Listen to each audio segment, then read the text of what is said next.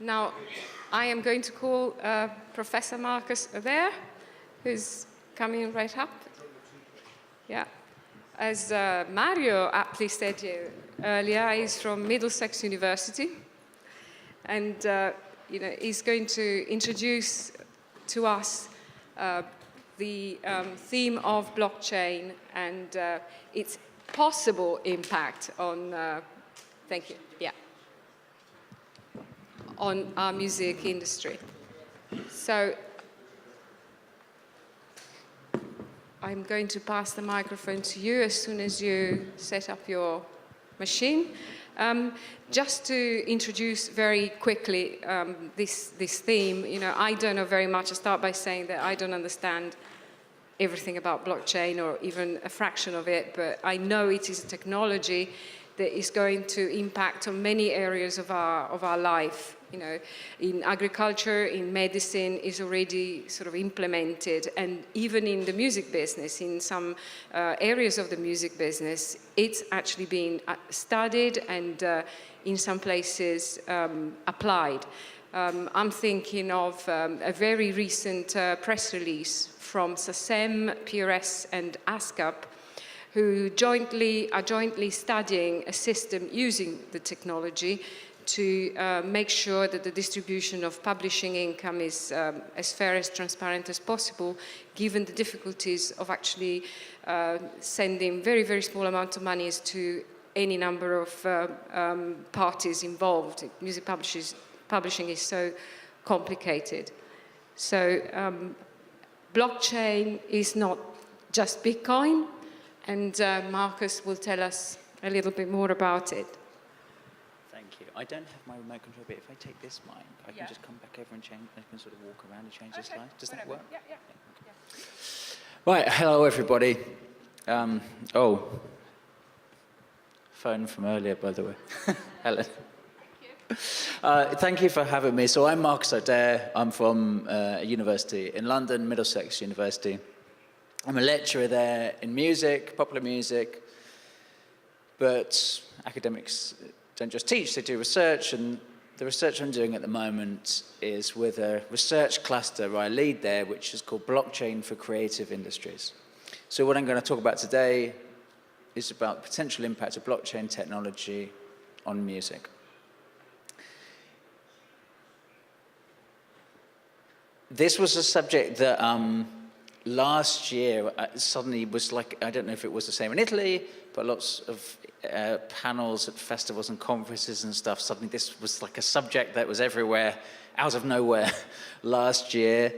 And even I've detected a sense of some people were fed up with it before it had even really started. One of the most important things to understand about this technology is it's still really new, especially in terms of the potential impact in music. It's extremely new. So if you're ready to dismiss it, hold your horses. It's not to say it's brilliant. In fact, there's all kinds of problems and risks and uncertainties and so on, which we'll get into in a second. But it's definitely not over yet. I don't want at all today to get into the technicalities of what blockchain is. It's hard enough to explain it in a room of computer scientists. In fact, it's probably even more difficult to explain it in a room full of computer scientists. All we're going to go with today is a working definition like this, which is from a great document. I recommend it's in very plain language if you want to find out more.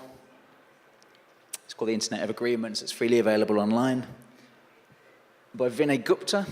His definition is that the blockchain is a distributed database that maintains a continuously growing list of ordered records called blocks. And what normally happens is that each block in the chain, which is why it's called a blockchain, links back to the previous block. And what this gives is that with every added block, the information in a block becomes more secure. An analogy I heard recently that I quite like was that it was like a fly in amber.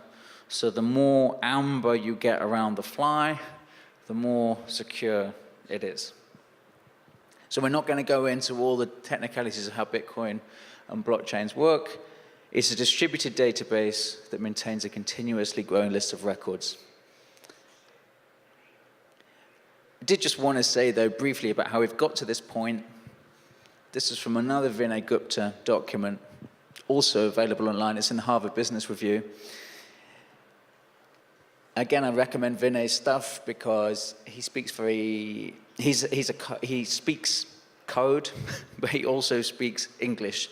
And to be able to speak the two is a very unusual thing, as articulately as he does.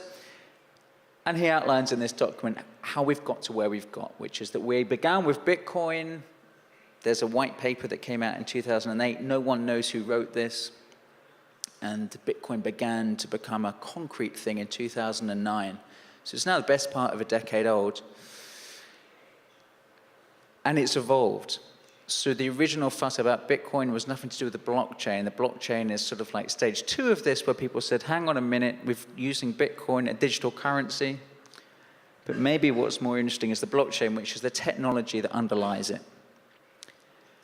And then we've even got a stage 3, where other digital currencies have come along.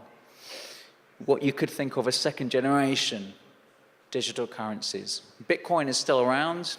In fact, you could say it's bigger than ever.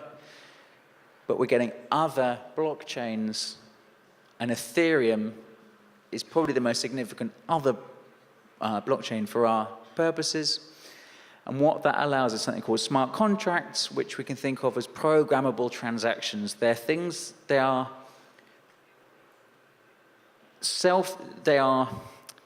the most simple smart contract is like a vending machine, where you put in your coin and you get a can out. Imagine something like that happens in computer code, self-executing. So when condition X is met, thing Y happens. Second generation blockchains like Ethereum allow smart contracts to happen. That's how we've got to where we've got to. And before diving into music, I just wanted to say that this has now gone quite crazy. So, as I say, we're only talking about the very first block in Bitcoin coming through in 2009. Extremely fringe thing at that time. It was associated with the dark web, criminals, etc. Last year, the World Economic Forum, not an organization known for, making rash predictions, suggested that by 2025, 10% of global GDP would be stored on blockchains, which is a significant prediction. The Guardian newspaper in my country suggested it might be the most important IT invention of our age. And also back in the UK, the government, Chief Officer for Science, Sir Mark Walport, oversaw a massive report, which was very significant in that, as I say, in the early days, this was seen as something for criminals and the dark web, and the government was coming out in support. And in fact, a couple of weeks ago, I was at an event in Brussels where we had the European Parliament also looking at blockchains. So it's become enormously more respectable, this technology, and we are interested today in the music use cases, but there's tremendous investment in banking in the finance sector at the moment, what they call fintech, financial technology. Huge consortia of major banks putting huge amounts of money into this technology. In fact, it's very hard to get any blockchain developers to do anything else because they're all working for banks for huge amounts of money. Also healthcare. So I was talking in Nashville about this late last year, and to me, Nashville is a music city, but it turns out to everyone else, Nashville is a healthcare city, and the music blockchain bit was just a tiny add-on to a massive distributed health conference, which is all huge conference about health care and the blockchain. So there's a huge amount of interest in that. There's a very interesting use case of people using blockchains to register diamonds and to help fight fraud in the diamond trade. There is very interesting use cases around registering land rights, particularly in developing countries. So you've got an immutable, that is a permanent record of who actually owns what piece of land. And there's less kind of but huge applications for the world's unbanked. So in countries like Africa, digital currencies on mobile phones have got enormous potential there, of companies like pt.1, and slightly more kind of frivolous use case in online gambling, which is also a big thing. I don't think you'll be able to see the graph probably from back there, but this is this morning, pulled off the internet this morning, because the price of these things fluctuates enormously. But at the moment, 1 Bitcoin is worth 2,223 euros. So there was a great thing, if someone had bought £1,000 or dollars worth of Bitcoin, say 5 years ago, that would now be worth 45 million or something like that. People who are investing in this currency, in part excited because the price has gone completely crazy. Now, because Bitcoin is a decentralized currency and there's no bank in charge of it, and it's very new, and it's completely peer-to-peer, the whole point is that there is no central bank. The price is very volatile. It could crash tomorrow. A Bitcoin has been worth only, say, I don't know exactly in euros, but let's say 200 euros. So it's quite an exciting place to put your money, but you've got to be prepared to lose all that money at the drop of a hat. That's a brief context of what this technology is, and then on to what it could mean for music. Francesca mentioned one exciting recent initiative, which was ASCAP, SASM, and PRS have started a blockchain project. They're looking at a pilot project to 25,000 works. And basically what it is linking ISRC and ISWC codes so that you don't have multiple ISRC or ISWC codes for the same work.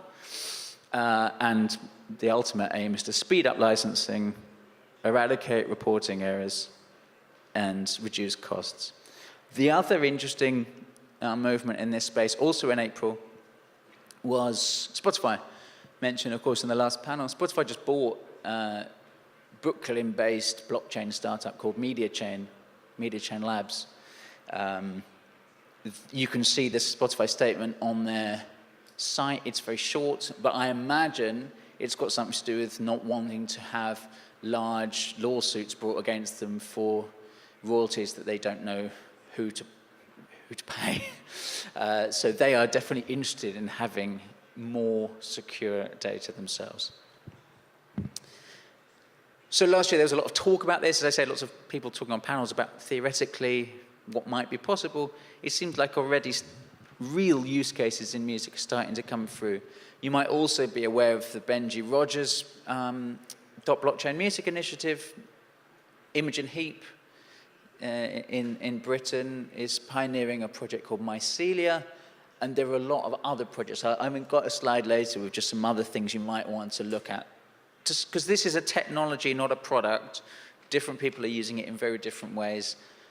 And realistically, given this is brand new technology, probably lots of these will fail. We probably haven't cracked it yet. This is the start of a very steep innovation curve for a very new technology.